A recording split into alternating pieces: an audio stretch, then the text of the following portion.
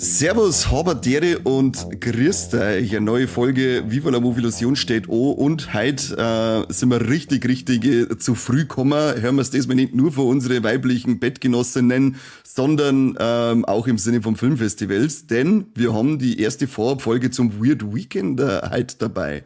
Da Stefan Schimmick ist mit am Start, denn es gibt eine Start Next Kampagne, die gerade läuft, um dieses Weird Weekender ein bisschen zu verlängern.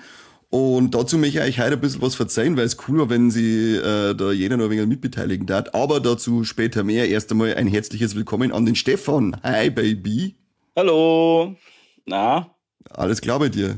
Ja, wunderbar. Es freut mich, dass ich wieder hier sein darf und ein bisschen Werbung machen darf für die nunmehr 4. Ausgabe des Weird Weekenders. Ja klar. Und das mache ich nicht allein, weil ich glaube, die letzten Folgen hast du immer allein mit dem Corby aufnehmen müssen, oder? Dürfen. Sorry. Und ich Herz ist schon, Corby ist wieder dabei, aber diesmal mit Verstärkung, an mir als Verstärkung, weil der Stefan hat sich da ein bisschen beschwert, dass der Corby da immer nicht so ein guter Gastgeber ist und ziemlich unverschämt und außerdem stinkt er ein wenig. Aber hi Corby. Was? Stefan, stimmt das? Nein. Ich habe doch auch extra immer einen schönen Film für einen Pärchenabend mit dir, also für dich mit deiner Frau zusammen rausgesucht. Das ist mir dieses Jahr noch nicht unter vor die Nase gekommen, aber ich gucke, dass ihr einen Film habt, den ihr wieder zusammen schauen könnt. Ja. Du, ich habe da sehr große Hoffnungen drin. Ob da Tentakel vorkommen oder irgendwelche Monster, die in der Toilette hausen. Ich bin da auf jeden Fall am Start. Ohne Tentakel, ohne mich. Dann Challenge accepted. Sehr schön. Das war eigentlich geil, wenn das so ein roter Faden vom Weird Weekender wären, dass es jedes Jahr mindestens einen Tentakel-Hentai-Anime, was geben hat. Irgendwas mit Tentakel. Genau, ja, und ich lasse euch ich gucke dann online nach Day of the Tentacle-Kostümen und die müsst ihr dann anziehen und dann müsst ihr das Screening anmoderieren. Hey, wenn du die zahlst, die Kostüme, dann stell ich mir jederzeit davon hin mit dem Tentakel-Kostüm. Das habe ich befürchtet. Das schauen wir mal.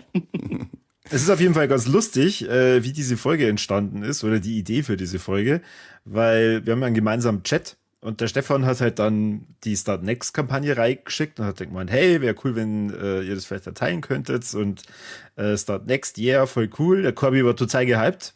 Corby ist nämlich, also ich, ein großer Start Next Fan und Kanye hat dann gemeint, was zum Teufel soll Start Next sein und warum möchtest du Geld von mir? Ja, das Start Next ist ja für die oberen 10.000, die sie es leisten können und ich gehöre zu der unteren Mittelschicht, ich habe keine Kohle für sowas. Ich darf gern, aber ich kann nicht. Du hast da aber eigentlich ja immer die Möglichkeit, dass du Kredit aufnimmst. Einen Betrag einfach angibst, den du halt gern spenden würdest. Du kannst da nicht 2,50 € spenden oder so. Also, wir sind Schwaben, wir nehmen jeden Cent. Genau, ich bin Schwabe, ich gebe nichts. Du legst einfach bei deiner nächsten Feier irgendwie einen Hut hin und schreibst drüber fürs Weird Weekender. Ja, du weißt genau, wie das ausgeht bei meinen Feiern, wenn ein Hut da liegt. Da ist irgendwann reingeschissen. Der ist weg dann. Der oder Hut weg, ist ja, einfach genau. weg.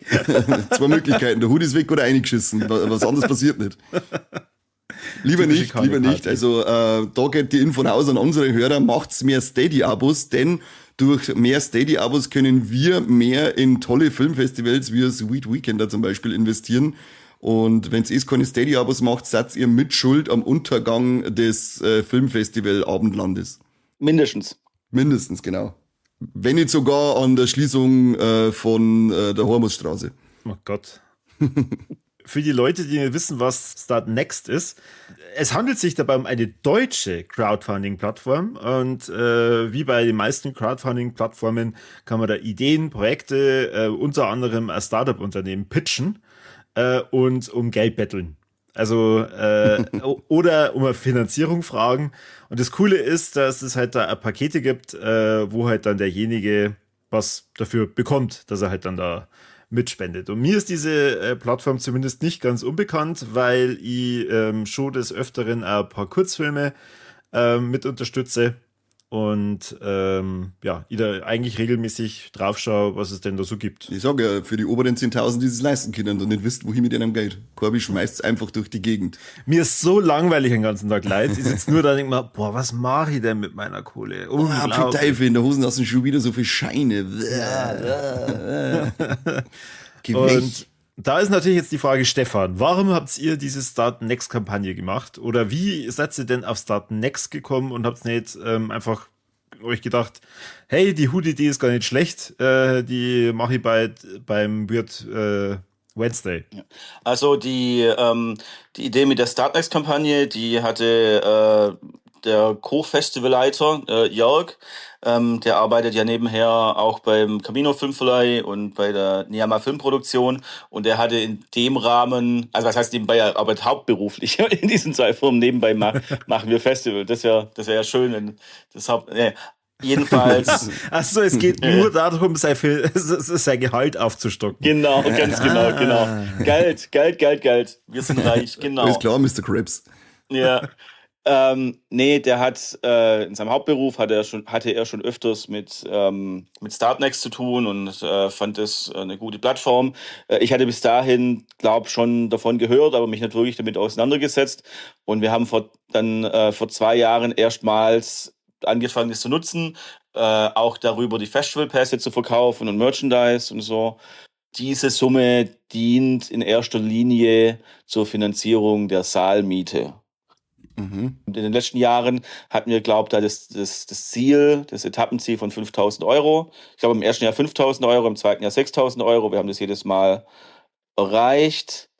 Und wir hatten aber also in den ersten 3 Ausgaben, dieses Jahr ist die 4. Ausgabe, in den ersten 3 Ausgaben hatten wir immer noch eine schöne Förderung der Stadt. Ja, also es war jetzt auch nicht viel.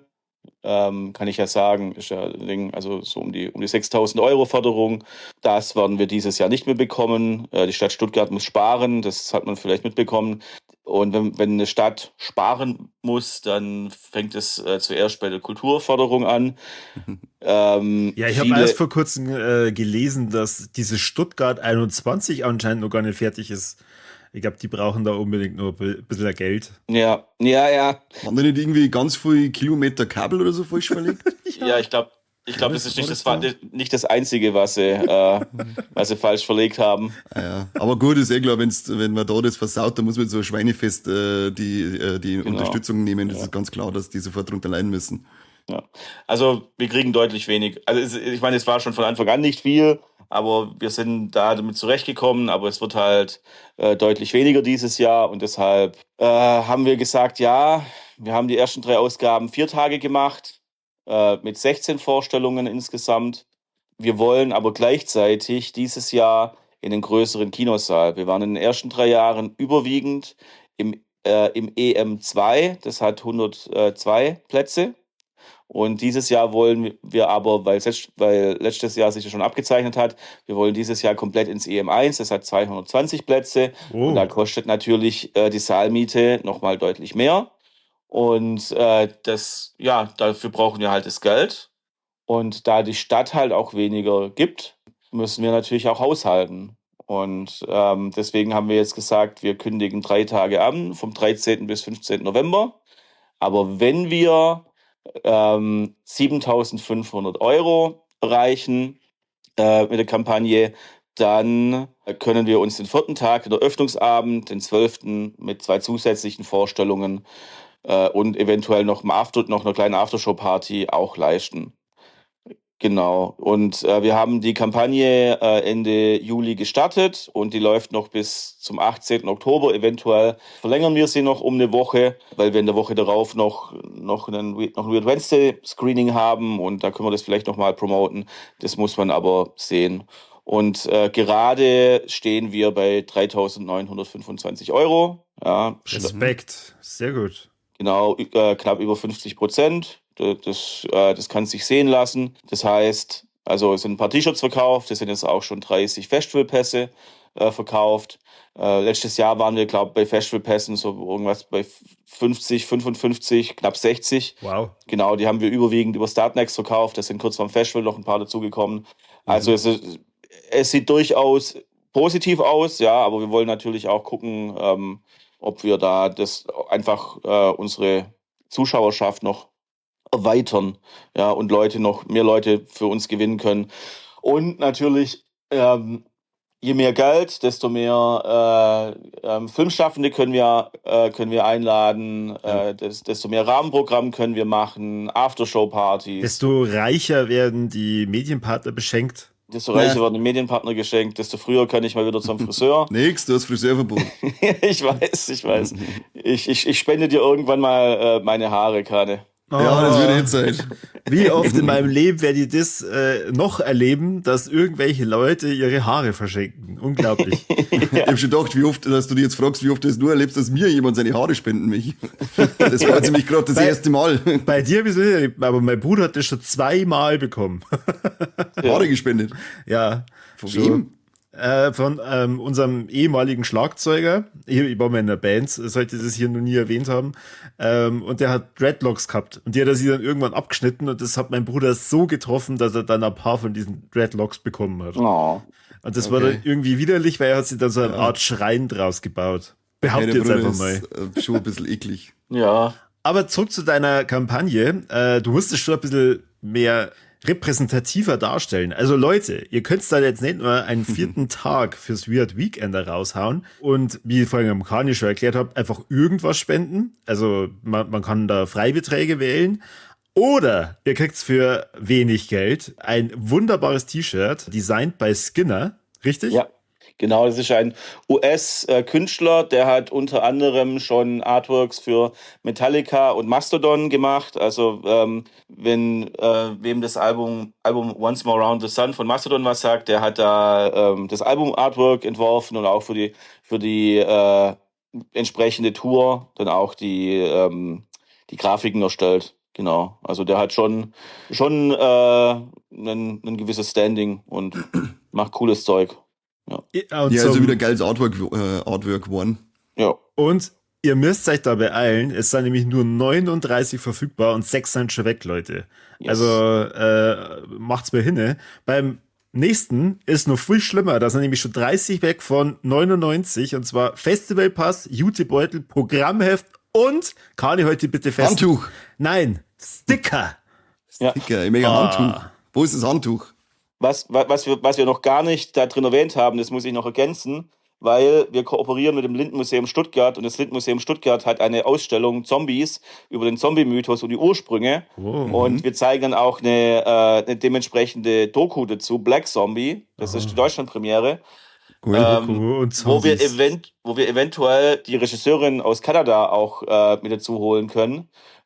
Aber weil die Zombie-Ausstellung im Lindenmuseum Stuttgart läuft von Oktober diesen Jahres bis Mai nächsten Jahres.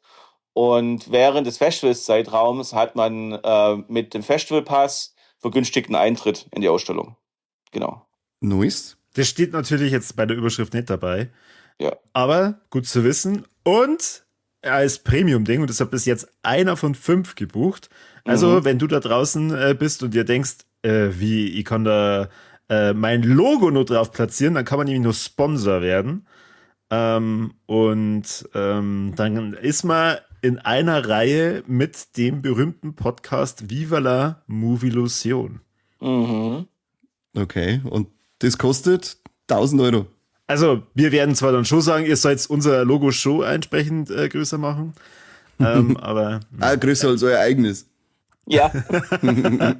Nein, keine 1.000, aber 500 Euro. Man kann auch 1.000 Euro spenden, das ist dann ja der Freibetrag quasi. Genau. Das geht, genau. Dann gehört dir das Festival praktisch. Ja, Nein. quasi. Mann, ich möchte das aber kaufen. Den Bums kaufe ich jetzt einfach. Ja. Aber sowas finde ich übrigens wirklich immer cool, wenn man sich ein paar Goodies zumindest überlegt. Und wenn es einfach auch nur ist, dass man irgendwo dann genannt wird, also auf der Leinwand oder so danke für deine Unterstützung. Und dann kann man halt da irgendwie einen Namen, Logo oder ein Nickname oder so halt dann noch mit auswählen. Weil es gibt da bei Startnext so viele Kampagnen, wo es gar nichts dafür gibt. Wo ich mir halt dann schon denke, ja, okay, Klar, wenn man jetzt sagt, ich will das Projekt unterstützen, dann ist es cool, aber im Endeffekt ohne Gegenleistung ist halt irgendwie schon Ja, mies. eine Hand wäscht die andere. Genau. Genau. Was man auch noch sagen muss, der Festivalpass für die 3 Tage kostet jetzt 99 Euro. Wenn wir 7.500 Euro erreichen und der 4. Tag noch dazu kommt, bleibt es bei 99 Euro. Das ist auch geil. Genau, also man zahlt nicht mehr, wenn dann noch ein Tag Das dazukommt. wäre ja verrückt. Stell dir mal das vor, das steht im Kleingedruckten. Also wenn wir unser Ziel erreichen, dann kostet Dann der... nochmal 50 Euro. Genau, dann schickt man euch nochmal eine Rechnung. Wie ist es mit die, weil du hast ja gesagt, wenn ihr jetzt da den 4. Tag dazu machen könnt, habt ihr dann die 2 Filme für den Eröffnungsabend einfach so on hold und sagt zu dem Verleih, hey, eventuell, oder müsst ihr dann, sagen wir mal, wenn jetzt das am Mitte Oktober ausläuft, dann kurzfristig nach einer Eröffnungsfilme schauen, oder wie habt ihr das geplant? Das ist meine Sache als künstlerischer Leiter des Festivals. Aha. Das biege ich dann schon irgendwie hin. Nein, aber ich habe so einen, ich würde es jetzt nicht Notfallplan nennen, aber ich habe da schon was im Hinterkopf.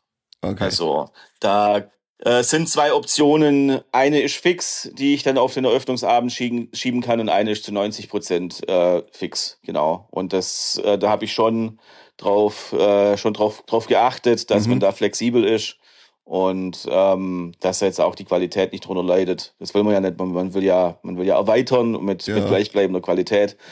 Genau, soweit habe ich zum Glück schon gedacht. Dazwischen kommen kann immer was, aber gerade wüsste ich jetzt nicht was. Das heißt, da wird dann keiner kommen und sagen, Mann, jetzt haben wir extra für den 4. Tag gezahlt. So ein Misttag. Da läuft Unglaublich. Orozzo-Gidochi 3 und 4. Ha. Okay, da werden die Kinos aber wieder voll. Ja, vor allem um 1 Nachmittag wieder mit kleinen Kindern. Genau. Und besoffene Einweiser. Ach, du kommst auch keine. Ja, klar doch. Du weißt jetzt nicht, ob es zu die kleinen Kinder oder die besoffenen Einweiser oder besoffen eingewiesenes kleines Kind sagst, ich weiß nicht. Ja. Hey, habt ihr da noch ein Weird Wednesday? Was läuft denn da eigentlich noch bis zu eurem Festival? Ist das eigentlich auch ein wenig so kuratiert, dass du sagen kannst, das ist auch schon eine leichte Einstimmung fürs Festival, oder sind die komplett unabhängig voneinander? Also zuerst mal der Weird Wednesday, das ist ja die monatliche Genre- und Indie-Reihe, die wurde 2015 gegründet von Jörg und anderen Weird Wednesday und Weird Weekender Mitgliedern, die fast alle auch noch Teil des Teams sind, nach wie vor. Und wir zeigen da jetzt zurzeit, zeigen wir am 3. Mittwoch im Monat immer einen Klassiker, einen Weirden. Ja, jetzt morgen, also am 19. August, wir nehmen am 18. August auf, am 19. August zeigen wir The Shining im US Extended Cut, aber wir haben jetzt auch die Schlagzahl erhöht, weil es sich auch anbietet. Zum Beispiel zeigen wir nächste Woche am 26. August quasi als Preview die neue 4K-Restauration von John Woos Hard Boiled von 1992. Das ist einer der besten Actionfilme der Filmgeschichte. Also den muss man auf der großen Leinwand gesehen haben. Das ist phänomenal. Den zeigen wir auch in Stuttgart und in Tübingen, weil seit diesem Jahr läuft der Weird Wednesday parallel immer in Stuttgart in den Innenstadtkinos, in Tübingen in den Tübinger Kinos an der Blauen Brücke. Und genau in der Woche darauf läuft Kanes Lieblingsfilm Strange Harvest, Cosmic Horror meets True Crime. Da hat der Kani schon so viel davon geschwärmt. Er ist ein Riesenfan. Kam auch beim Hardline sehr gut an, also wie ich das mitbekommen habe, abseits von Kane, aber der wurde ja sehr, sehr gut besprochen da. Ja. Ich habe ja nicht gesagt, dass er schlecht ist. Ich sage immer nur, er hat mir nichts Neues geben können, weil ich schon genug True Crime angeschaut habe. Also steht's mir nicht so schlecht da. Draußen hast jeden umgeschubst. Wie hat der gefallen? Sein Krampf, das keine Ahnung. Ja, das sowieso. Hat er mich immer. Ja, aber da ist mir scheißegal, was du sagst. Ich schubst dich trotzdem. So oder so. Kann hör auf, ich habe noch gar nicht gesehen. Ist mir egal. Genau. Und da gucken wir, dass wir per Videocall den Regisseur dazu schalten. Und in beiden Städten, weil wir fangen nämlich immer zeitversetzt an. In Tübingen startet der Weird Wednesday um 20 Uhr, in Stuttgart um 20.30 Uhr. Und dann schalten wir in beiden Städten jeweils einen Regisseur dazu. Da kann das Publikum dann Stuart Ortiz Fragen stellen und er wird sie dann Hoffentlich beantworten. Hoffentlich beantworten. Ich gehe davon aus. Genau. Dann, das ist am 2.9., am 16.9. Zeigen wir zum 30-jährigen Jubiläum Wes Andersons Bottle Rocket, eine sehr charmante, schräge geil. Indie-Komödie. Ja, Man muss sagen, es ist noch nicht ganz so pastellfarben, es ist noch nicht ganz so symmetrisch, aber es hat schon einen schönen schwarzen Humor, bissigen Humor. Und es ist das erste filmhistorisch verbürgte Wow von Owen Wilson. Also auch, der ist wirklich stark. Der sollte auf jeden Fall auf der großen Leinwand gezeigt werden. ja, und auch frisch restauriert. Bottle Rocket. Also wirklich, der ist gar nicht so bekannt, ist auch immer zu Unrecht so ein bisschen übersehen worden. Und da freuen wir uns eigentlich auch, dass wir den dann am 16. September da auch präsentieren können in der OV. Wie gesagt, läuft in Stuttgart und in Tübingen. Genau, dann am 7.10. zeigen wir John Woo's The Killer, auch in überarbeiteter 4K-Fassung. Die ganzen John Woo-Sachen waren ja auch mit Tsui Hark und in anderen Golden Princess-Produktionen jahrzehntelang. Einerseits waren da einige Titel indiziert natürlich, aber andererseits waren die Teil der Insolvenzmasse und sind von einer Immobilienfirma in Hongkong quasi zurückgehalten worden, die gar kein Interesse hatten, die Rechte rauszugeben, bis das letztes Jahr dann gelöst wurde, das Problem. Und jetzt sind sie ganz offiziell auch in Deutschland verfügbar. Der reguläre Kinostart von Hardboiled, ich glaube der 10. September. Der reguläre Kinostart von The Killer ist am 29. Oktober. Hardboiled läuft bei uns am 28. August. Ich glaube, wir haben tatsächlich das erste deutsche Screening der restaurierten 4K-Fassung von beiden. Und am 7.10. läuft dann halt The Killer. Also die sollte man als Action-Fans wirklich gesehen haben. Vor allem bei Hardboiled, man kann es immer so vergleichen, bei The Furious, falls ihr den jetzt mittlerweile schon gesehen habt. Da gibt es irgendwie so komische Leute, die keine Screener rausrücken. Ja, der ist jetzt seit gestern oder heute schon, glaube ich, auch als VOD verfügbar. Gibt keine Ausreden mehr. Für alle, ich hab kein Geld. I know, sorry. Entschuldigung, das war nicht so gemeint. Ja, weil wer das nicht weiß, der Stefan muss nicht nur einen Kani nämlich zum Wirt-Weekender abholen, sondern er muss ihn auch verpflegen und ihn irgendwie Behausung verschaffen. Ja, das wird was.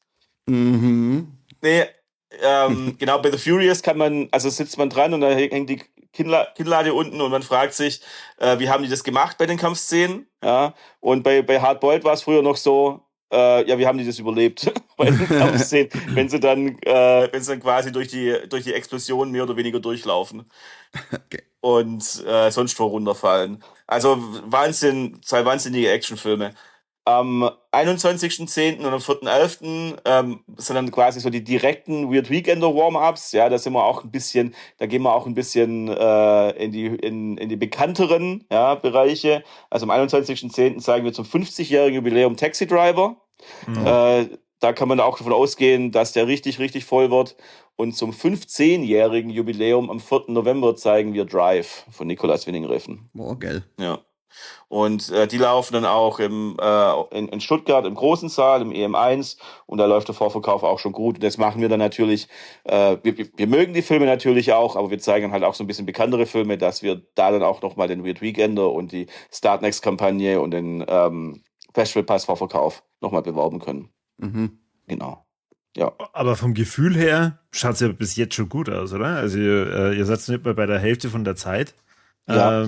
Und habt schon über die Hälfte eingenommen? Ja, also wir sind soweit recht zufrieden. Was man halt immer merkt, auch in den letzten Jahren gemerkt hat, in der Mitte stagniert es immer so ein bisschen.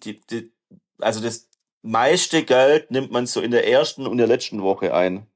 Ich merke das auch so, es kommen ja auch immer Kumpels von der Ostalb, Shoutout auf die Ostalb, die kommen und die Säcke zahlen halt immer erst in der letzten Woche, die könnten auch jetzt schon, ja, also das buchen.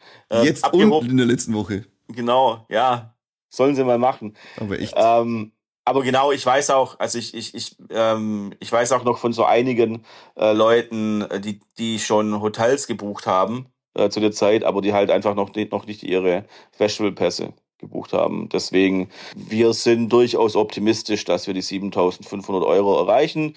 Aber wir würden natürlich uns einfach auch über mehr freuen, weil wir dann halt, wir haben dieses Jahr auch wieder viele Anfragen von Filmschaffenden, von den Filmen, die schon fix sind. Also ich werde jetzt nachher 3 nennen, aber wir haben auch schon ein paar andere fix, das möchte ich jetzt noch nicht ganz so verraten. Da laufen halt im Hintergrund noch so ein bisschen die Verhandlungen um die Details. Ja, bei uns kannst du es doch kurz sagen, oder? Also, Ja, wir können ja noch mal eine Folge kurz davor machen. Ja? Wir piepsen was da raus. Genau. Und das sind natürlich dann, wollen wir möglichst allen Filmschaffenden die Möglichkeit bieten, dass sie zumindest mal einen Tag vorbeikommen und dass wir da die Übernachtung zahlen können und so. Und das ist einfach ein deutlicher Mehrwert. Ja? Und dass man dann danach halt noch eine schöne Aftershow-Party macht und dann auch da noch quatschen kann und so. Und das kostet halt alles Geld und das muss finanziert werden. Und genau, da hoffen wir, dass wir halt noch gut was zusammenkriegen. also ich kann nur noch mal sagen, Leute, schaut euch das an. Schon dieses Artwork, das der Skinner da gemacht hat, das ist so cool, und die out mir jetzt da, Kani, halt die fest, ich hab schon so ein T-Shirt mir besorgt. Ich weiß schon, ich hab's ja in unserem Chat mitgekriegt, als ihr euch gegenseitig verbal einen habt. Ja, bist ganz schön neidisch, hä? Ja, weil ich hab nämlich keinen gekriegt, als ich damals ein Shirt gekauft hab von Weird Weekend der Schlawiner. Ach ja, ich habe dich bestimmt. Ich habe dir bestimmt dieses Jahr beim Hardline übers Haupthaar gestreichelt. Ja, das war anscheinend zu fest, da hinten ist jetzt eine kahle Stelle. Das Danke für passiert. nichts. Ja, super. Ich kauf kein Shirt mehr, danach habe ich gar keine Haare mehr. Ja, du kannst probier's einfach mal. Ich schau mal. Jetzt, Auf was ich jetzt natürlich, erstmal darf mich noch interessieren, die Kampagne läuft aber schon auch weltweit, da kann sich theoretisch weltweit jeder genau. beteiligen, oder ist es nicht, weil es eine deutsche Plattform ist, nur auf Deutschland reduziert? Soweit ich weiß. Da wäre ich mir tatsächlich nicht so sicher. Es gibt nämlich viele Plattformen. Da habe ich festgestellt, dass da bestimmte Kontinente aufgrund von steuerlichen Thematiken gesperrt sind. Also das würde ich jetzt nicht zu 100% sagen. Wenn sie auf jeden Fall aus dem deutschsprachigen Raum kommt, dann solltet ihr ja da kein Problem haben. Ja. Aber ja, ich weiß nicht. Wenn es jetzt gerade in den USA sitzt oder in Nordkorea, dann wird es wahrscheinlich ein bisschen schwierig. Ja. Das ist ja, glaube ich, unsere zweitgrößte Hörerschaft nach Korea, oder? Genau. Und nicht, dass so ein orange Irrer wieder kommt mit irgendwelchen Tariffs. Ja. Das stimmt auch wieder, ja. Das stimmt auch wieder. Aber der hat jetzt eher ein wenig gelockert, weil der Kim Jong-un ja sehr nett zu ihm immer war und darum sind ja jetzt ein bisschen die Militärübungen gelockert worden. Es kann sein, dass dann wirklich die Hörerschaft ein bisschen wächst da drüben und wenn dann nur mehr so viele Army-Schiffe dazwischen stehen. Sehr schön. Mal gucken. Aber was mich natürlich am meisten interessiert, du hast gesagt, du hast schon 3 Filmchen dabei, die wir da raushauen dürfen. Und die möchte ich natürlich wissen. Was läuft denn da? Rentiert sich das, dass ich mein sexy Booty zu euch rüber bewege? Das lohnt sich. Das darf auf der Liste stehen, dass ich da dieses Mal persönlich erscheine. Das lohnt sich grundsätzlich immer. Ja. Okay. Da hast du in den letzten 3 Jahren natürlich auch was verpasst. Das glaube ich gerne, ja. Schade. Ja. Aber genau, wir haben einen aktuellen Spielfilm als Deutschlandpremiere, wir haben eine Doku als Deutschlandpremiere und wir haben einen Klassiker restauriert in 4K. Und genau, mit der Doku, das habe ich ja schon gesagt, Black Zombie, da geht's um die Wurzeln des Zombie-Mythos auf Haiti. Und das verfolgt die Regisseurin nach. Es ist echt eine tolle Doku. Natürlich gibt's da auch die aus dem Genre bekannten Talking Heads, aber es wird noch auch sehr filmisch gearbeitet und man erfährt schon auch einige neue Sachen, hat interessante Einblicke in die Ursprünge des Mythos. Und genau, 2 Voodoo-Priester aus Haiti waren auch involviert, die werden da interviewt. Also da ist auch sehr viel Interessantes und Abgefahrenes mit dabei, dass man so wahrscheinlich noch nicht über dieses Thema erfahren hat. Und finde ich geil. Ja. Das genau, ist sogar eine Doku, die mich sofort anspricht. Ja, und einer dieser beiden Voodoo-Priester war auch Co-Kurator der Zombie-Ausstellung. Ah, cool. Also das, genau, die sind da sehr eng verbunden und deswegen hat sich's angeboten. Ja. Bist du auf Ja, die okay. Zombie-Ausstellung gekommen oder ist die Zombie-Ausstellung aufs Weird Weekender gekommen? Nee, ich hab das bei Instagram mitbekommen. Das wurde Ah. mir da in die Timeline gespült und dann habe ich gedacht, schreibe ich die mal an und die haben schnell geantwortet und waren sehr angetan. Und dritte Frage dazu, wirst du in der Zombie-Ausstellung kommen? Was zum Teufel? Was? Nicht? Was Ich war- Ich wollte einfach Was auf ist deine los Fragen mit dir? aufspringen. Ich wollte auf deine Fragen aufspringen, lass mich in Ruhe. Okay, ich werde zu dieser Zombie-Ausstellung kommen. Ah, Je nachdem, wie schlecht manche ihr Deutsch beherrschen, könnte das jetzt auch für mich ein Punkt sein. Ja, Ja. ich wollte gerade schon sagen, die Grammatik, die deutsche, die ist einfach. Dem Vielseitig wurscht. Dem Ja, nicht so genau. gut wurscht. Genau. Gut, dass wir darüber geredet haben. Das war jetzt gerade der wichtigste Part im ganzen Podcast. Immer wieder ein inneres Gänseblümchen pflücken. Ja, ich nenne es inneres Flauern. Inneres Defler. Oh Gott, okay. So. Oh mein Gott. Das Shit Okay. ist disgusting. Also Leute, der Kani kommt vielleicht doch nicht. Der moderiert flauernd an. Genau. Wir sollten das jede Woche machen. Mal gucken, wie sich eure Hörerschaft da entwickelt. Ja, euer Start Next Projekt wird auf alle Fälle explodieren. Genau. Ja, aber also wir freuen uns da wirklich schon drauf und wir gucken auch gerade, ob wir zusammen mit dem Lindenmuseum Stuttgart die Regisseurin aus Kanada herbekommen. Das ist natürlich auch nicht günstig, aber da gibt's verschiedene Möglichkeiten und da schauen wir. Schleuserbanden. Ja, genau. Da haben wir uns genau, das ist eine. Nein. Ja, klassische Schleuserbanden die Leute aus Kanada hier Genau, die reinbringen. kanadischen Schleuserbanden. Ja, wer kennt's nicht? Wer kennt sie nicht? Wie Okay. kennt man die Dame oder ist es allgemein eine, die überwiegend jetzt Dokumentarfilme dreht oder ist die irgendwie anders bekannt? Die Maya Benward das müsste ihr Lang-Doku-Debüt sein. Das ist eine junge Okay. Filmemacherin. Genau, die Maya Benward. Und die hat zumindest noch keine abendfüllende Doku oder noch keinen Spielfilm gedreht. Ja, sehr cool. Dann hast du noch eine Deutschland-Premiere, oder? Hast du gesagt, was? Deutschland-Premiere? Genau, Ikatan Dara, was so viel Gesundheit. heißt. Gesundheit. Gesundheit, genau. Indonesisch, was so viel heißt, wenn ich das richtig in Erinnerung habe, wie Blutsbande. Und da geht's drum, die Hauptdarstellerin, sehr passend, Mega heißt. Mega. Mega, ja. Die ist Martial Arts Wettkämpferin. Sie verletzt sich an der Schulter, kann dann nicht mehr den Profisport weiterverfolgen und ihre Familie gerät dann aber halt gleichzeitig auch so ein bisschen in finanzielle Schieflage. Ihr Bruder möchte helfen, ja, indem er sich halt mit zwielichtigen Gestalten einlässt. Das kennt man ja zur Genüge. Das geht schief. Und schon bald hat ihr Bruder allerlei zwielichtiges Gesindel an der Backe und sie sieht über ihre Schulterverletzung hinweg und verteilt standesgemäß Ohrfeigen und mehr aus. Und Das ist nett von ihr. wie nett von ihr, genau. Und Ja.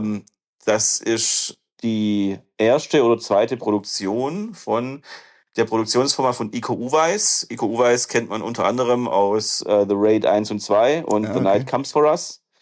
Also so ein bisschen schon eine Martial Arts Ikone. Und da kann man durchaus sagen, dass die Kämpfe auf dem Niveau von The Raid und The Night Comes for Us auch sind. Also geil. man sieht schon, sie hatten weniger Budget als jetzt zum Beispiel ein The Furious. Das muss man schon sagen. Aber es ist halt schon splatteriger, ja, als The Furious. Also es ist schon so Splatter-Action. Man kann sich mal den indonesischen, nicht untertitelten indonesischen Trailer anschauen bei YouTube. Da fängt direkt in der ersten Einstellung ein Scherge ein Fleischerball mit seiner Stirn ab. Und in der Richtung geht's dann weiter. Also das ist ein richtiger Film für Samstagabend spät. Der lässt sich so 15, 20 Minuten Zeit, ja, und dann werden Knochen gebrochen. Oh, sehr schön, so mag ich das. Und das ist ein richtiges Actionbrett. Da sind wir auch richtig happy drüber und richtig stolz drauf, dass wir da die Deutschlandpremiere präsentieren können. Und da freue ich mich schon richtig drauf. Der läuft am Samstagabend, am 14. November, 22 Uhr oder 22:15, und danach gibt's dann eine Party mit dem Herrn Schröckert. Das ist ja unser Haus- und Hof-DJ, schon die ersten drei Ausgaben gewesen. Wird auch von Kino Plus präsentiert, Ikatandara. Und genau. Immer bei kleineres Logo wie Viva la Movilusion bei euch. Ja, genau. Das will ich ja geraten haben. Ich kann auch auflegen, wenn's war. Oh Gott! Nach die ersten 2 Lieder, wo er sie dann das 4. Bier hinterkaut hat, läuft es dann einfach in um 12 Uhr Dauerschleife. auf die Nacht das 4. Bier erst, als war ich ja eine halbe Stunde vorher als Kämmer. So Nein, auf der Veranstaltung. Ist schon klar, dass du da vorher schon mehr getrunken hast. Ja, dann machen wir's auch Wir nicht. machen Party und dann Das ist 5 aber eine Minuten gute später. Abschlussparty. Leute, wo ist denn der Kani? Ja. Dafür machen wir die Partys, dass Kane endlich kommt. Ja. Der einzige Grund, warum ich auf Filmfestivals geht, sind die Partys, nicht die Schweinefilme. Genau. Ja, und dann hat's noch einen Klassiker erstmalig in der 4K-Fassung restauriert, oder? Genau, von Cure, von Kiyoshi Kurosawa. Ein Polizist geht einer Mordserie nach in Tokio.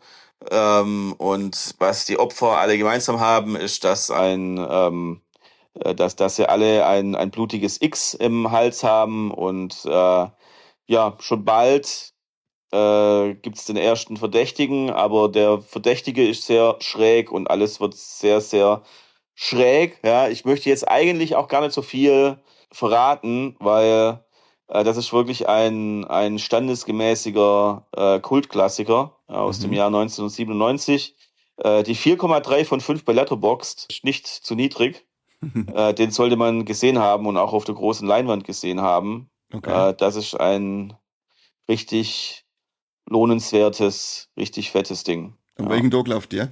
Hast du schon Platz? Der wird wahrscheinlich am Sonntag Nachmittag laufen. Ja. Okay. Genau, wir haben da immer so unseren Klassiker-Slot am frühen Sonntagnachmittag. Das zieht eigentlich auch immer ganz gut. Also genau, ich weiß gar nicht, ob ich Black Zombie gesagt habe. Black Zombie wird wahrscheinlich am Samstag so gegen 13 Uhr laufen, weil das Lindenmuseum Stuttgart macht halt Samstag um 10 Uhr auf.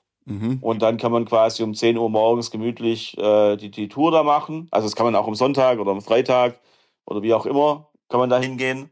Und aber auch am Samstag halt um 10 Uhr dahin und dann kann man um 13 Uhr direkt danach dann den Film auch schauen und dann wird es ein Q&A geben, hoffentlich in Anwesenheit der Regisseurin und ansonsten wahrscheinlich virtuell. Ja. Okay. Ja, also eigentlich eine geile Kombi, wenn man weiß, dass der um uns läuft und sie vorher die Tour da drinnen gönnt. Genau.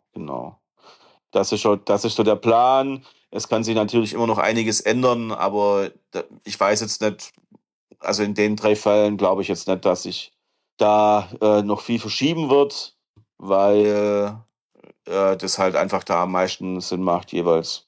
Ja. Mit wie vielen Gästen plant ihr ungefähr?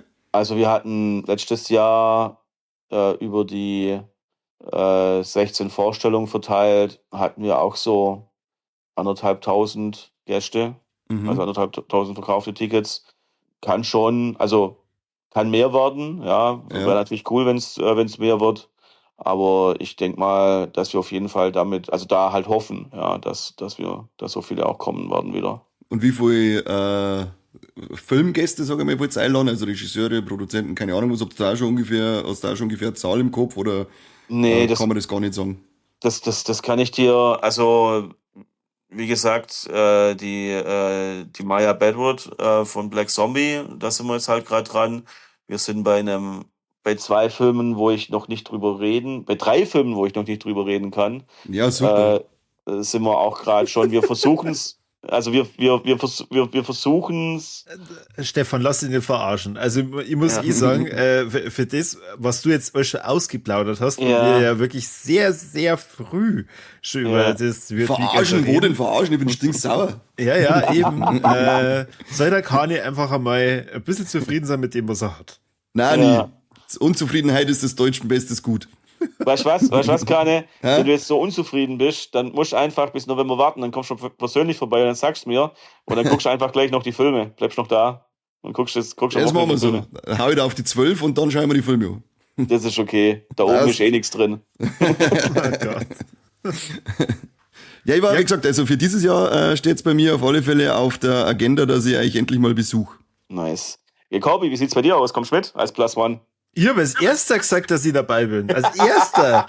Boah, lecker, ist gemein. Corby hat gesagt, im Weird Weekend, da darf er nicht mehr zum Pissen stehen bleiben. Also, ich glaube, im Corby nicht. Der soll ja auch nicht stehen, der soll da sitzen. Da darfst du wieder einen Sitz rausschmeißen danach. Ja. Sehr schön, aber das freut mich doch. Ja, dann müsst ihr müsst auf jeden Fall da vorbeikommen, natürlich. Ja, wie gesagt, also für mich ist das dieses Jahr ziemlich sicher, dass ich rüberkomme und bei dir schlafe. Das, okay.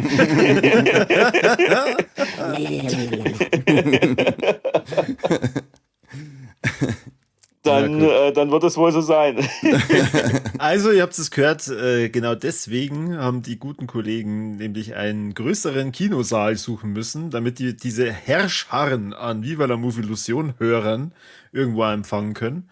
Holt euch einen Ticketpass. Am besten über Start Next. Da kriegt ihr nämlich nur die tollen Sticker, den Jutebeutel und ein Handtuch. Programmheft. Also wie im Hardline, keiner kriegt ein Handtuch.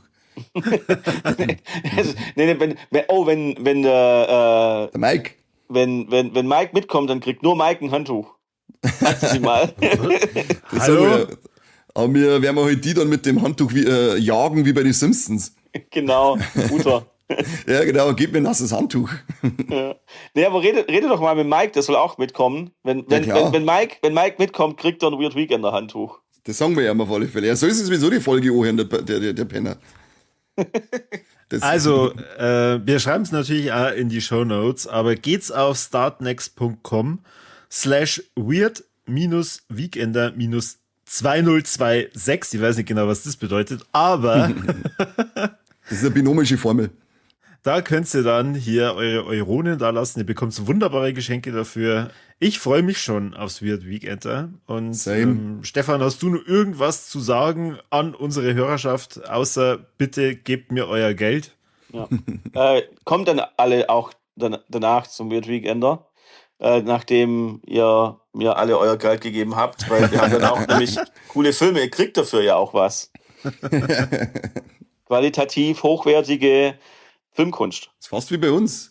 Ja. Gibt es qualitativ hochwertige Podcast-Kunst gegen Steady Abos. Oh ja. Ja, abonniert natürlich Viva la Movilusion auch bei Steady. Ja, ist wichtig. Oh, Stefan. Jetzt wird man immer sympathischer. Hallo? Ja. Kostet 39 €. Über Startnext. Stefan, du Puppe, du, was möchtest du denn trinken, sag? Das reden wir dann beim Weekender. Ja, das machen wir. Ja, cool, dass da was. Die da sagen, also wenn jetzt halt irgendwie dann noch mehr ansteht, vielleicht schaffen wir ja wirklich noch mal eine kleine Folge vor dem Weird Weekender. Gerne. Da kicken wir dann mal, ob es rentiert, je nachdem, was für Filme du noch raussuchst. Ja. Wenn es nur Mist ist, dann sage ich, dafür mache ich keine Werbung. Aber ich komme vorbei umsonst. Aber schön, dass du dabei warst und dass du mich hingehauen hast, dass ich auch dabei bin. Weil ich glaube, wir haben es echt noch nie geschafft, dass ich auch mitgemacht habe, oder? Bei der Weird Weekender Folge. Doch, letztes Jahr war ich dabei. Ich weiß es nicht mehr genau. Ich weiß es nicht genau. Ich bin relativ sicher, weil du letztes Jahr hast du auch den Mike in Abwesenheit wieder in die Nähe der Verfassungsfeindlichkeit gerückt. Das hat ja heute quasi gefehlt. Das haben wir irgendwie vergessen, stimmt, aber es hat sich ja noch nicht angeboten. Aber jetzt macht ja der Mike durch seine Optik allein schon. Oh Gott. Okay, check. Endlich, es war eine ganz schlimme Folge, ohne dass man Mike in die rechte Ecke stellt. Ja, möchten wir noch kurz über Jack Black reden? Nein, jetzt kriege ich einen Schlaganfall, ich möchte das nicht. Verdammter Jack Black, so echt. Ah ja, stimmt, du hast recht. Zumindest laut unseren Shownotes war 2025 der Kani tatsächlich mit dabei. Ja, dann habe ich es einfach vergessen, dass ich dabei war. Schau, dann ist das schön, dass wir es zweimal jetzt schon geschafft haben, dass wir miteinander hier reden. Ich sage vielen Dank, dass du dabei warst, Stefan, und dass du uns erwählt hast, dass wir das mit dir machen. Ja. Immer gerne, immer wieder gerne. Zauberhaft, ja. Ja, es ist inhaltlich wie formal einfach ein Hochgenuss. Also, ich meine, äußerst fragwürdig, aber okay, dann ist er Hochgenuss. Das auch, ja, ein äußerst fragwürdiger Hochgenuss. Corby, auch schön, dass du mitgekommen bist. Das ist natürlich auch zauberhaft. Ach, Ja, Kani. Oh. Schön, dass du auch in deinem Podcast dabei warst. Ja, und ich bin relativ wenig heute beschimpft worden. Das ist, finde ich schon ganz. Ja, es wird meistens gemacht, wenn du nicht dabei bist. Da traue ich mich mehr. Ja. Ja, dann sage ich vielen Dank an alle, die uns zugehört haben. Der Corby hat schon gesagt, macht's auf alle Fälle, schaut's auf diese Start Next Seite und unterstützt das Weird Weekender. Ist nämlich auch ein sehr geiles Festival mit coole Leute dort und kommt's hin. Dann sehen wir uns auch vor Ort live dieses Mal. Vielleicht sogar in einem Tentakelkostüm. Mal schauen, was der Stefan aus dem Ärmel schüttelt, bis wir mir da sind. Beziehungsweise aus dem Tentakel schüttelt, bis wir mir da sind. Ja, ihr dürft alle genauso viel Angst haben wie ich. Das ist gut, ohne Angst fahren wir auf kein Festival. In diesem Sinne, Corby. Ja, vielen Dank fürs Zuhören und bis zum nächsten Mal beim besten Podcast der Welt. Nicht von Weird Weekender. Also doch, höchstwahrscheinlich. Ja, ganz klar, weil ich wüsste ja gar nicht, welcher Podcast Das ist scheißegal, die sind alle scheiße im Vergleich zu uns. Alle. Ausnahmslos. Also, macht's es Die werden gut und uns auf alle Wiederhören. Bye, bye. Ciao.